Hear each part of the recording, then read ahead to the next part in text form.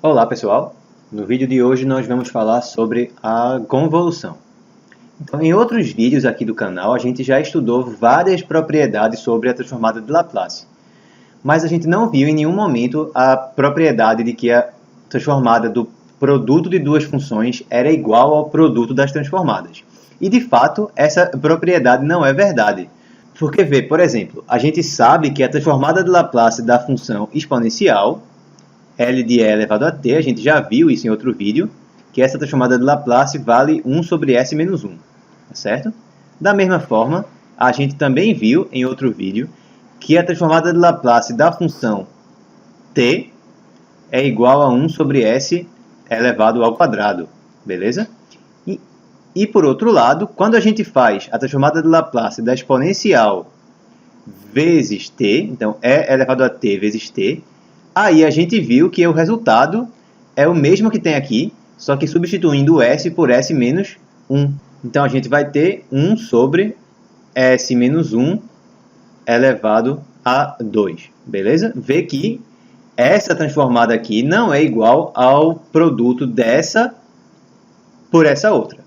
Então a gente não pode dizer que a transformada de Laplace do produto é igual ao produto das transformadas. Esse exemplo aqui mostra que isso não é verdade. Mas a gente ainda pode conseguir algo, certo? Então vamos fazer o seguinte. Digamos que eu tenha aqui a transformada de Laplace de f pequeno de t seja f de s, tá certo? Transformada de Laplace de f de t.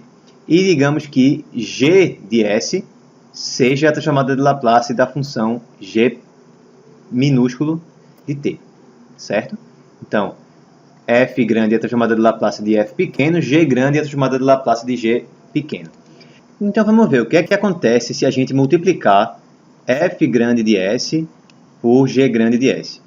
Então, de acordo com a definição da transformada de Laplace, f grande de s é a integral de 0 até infinito, certo? De e a menos st, né? Aqui, para evitar que a gente fique repetindo t aqui e aqui, eu vou usar variáveis diferentes nas duas integrais, tá? Então aqui eu vou botar uma variável chamada tal, que vai fazer o papel do t na primeira integral, e na segunda integral, na integral do g grande de s, eu vou usar uma variável u, tá certo? Vai fazer o papel do t na integral da transformada de Laplace de g.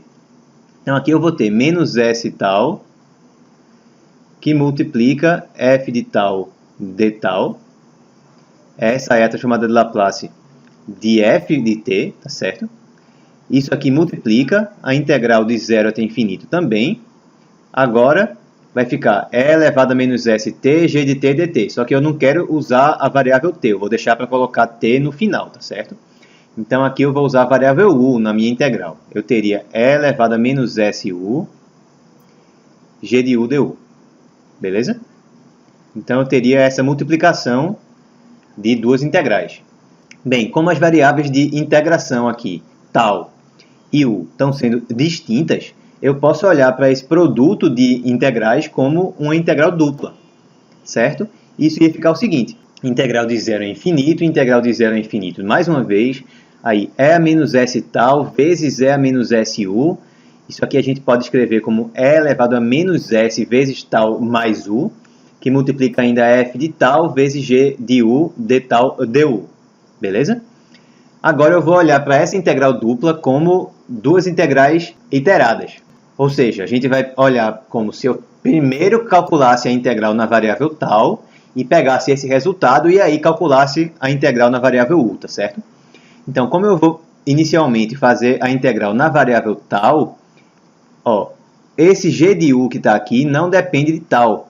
Então, eu posso botar ele para fora dessa primeira integral, tá certo? Isso aqui iria ficar assim. Integral de 0 a infinito de g de u, tá certo? Esse g de u aqui que eu tirei da integral que estava sendo feita em relação à variável tal. O que restou foi e a menos s, que multiplica tal mais u, essa exponencial aqui, f de tal, dentro da minha integral de tal, tá certo? Aí eu pego esse resultado, multiplico pela função g de u, que eu tirei de dentro aqui, porque ela era constante em relação a essa variável, e integro na variável u. Ok. Nessa parte aqui eu vou fazer uma mudança de variáveis, beleza? Para tentar simplificar.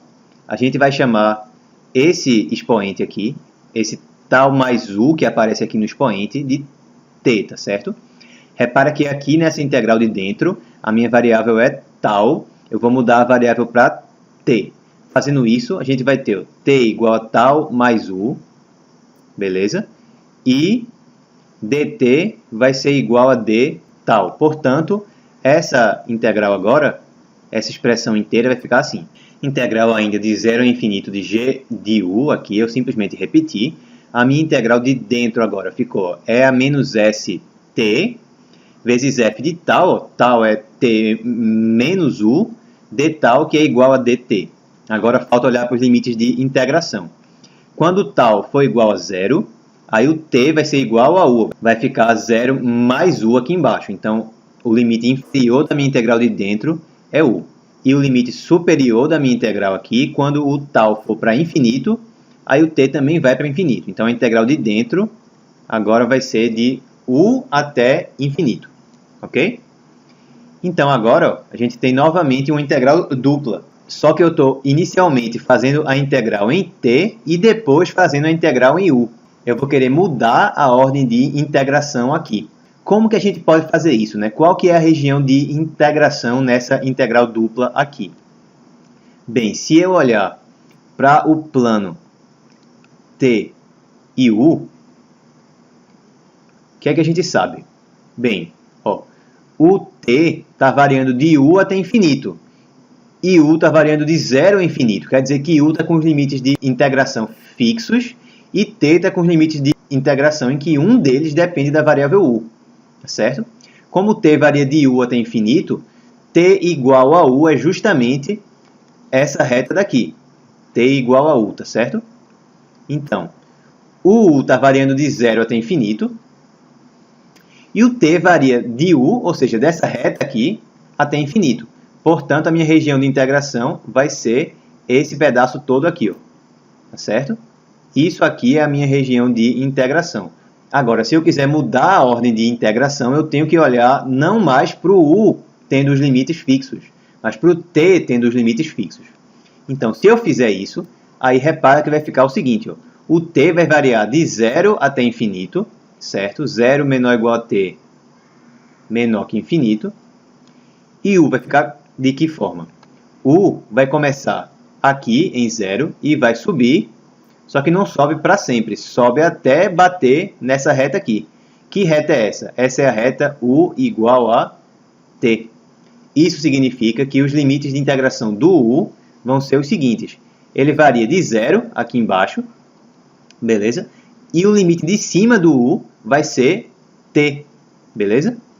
Então, se eu mudar a ordem de integração, os limites novos vão ter que ser esses aqui.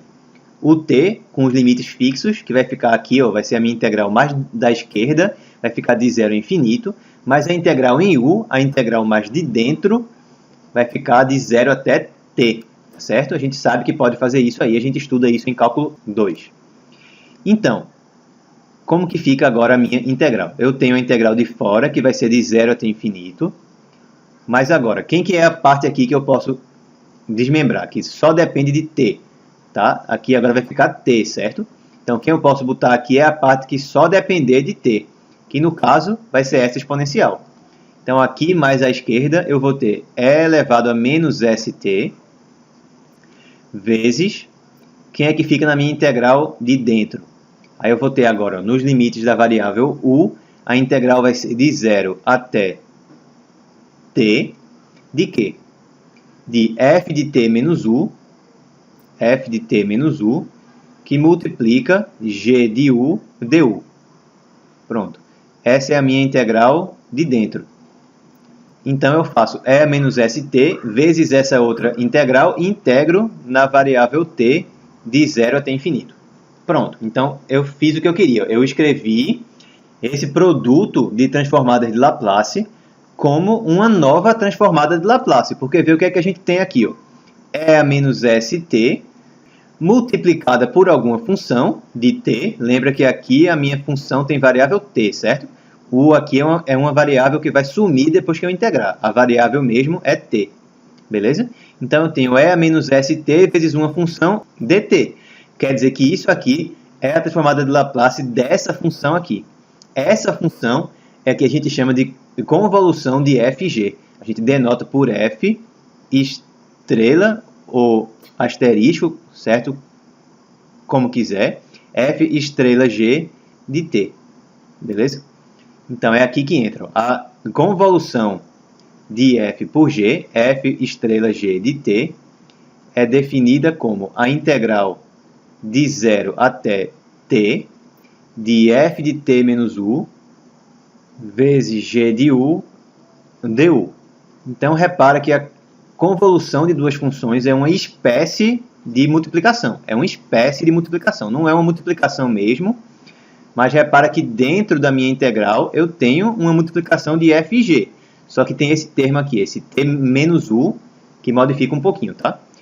Então, essa aqui é a definição da convolução de f com g.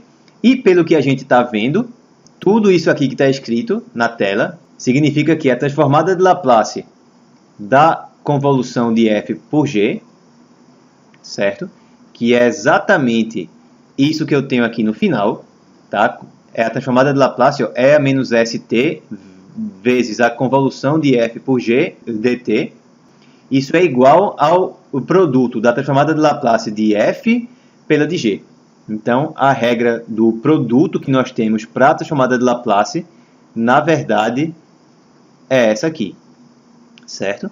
O produto das transformadas é igual à transformada de Laplace da convolução das duas funções. Essa é a regra, beleza?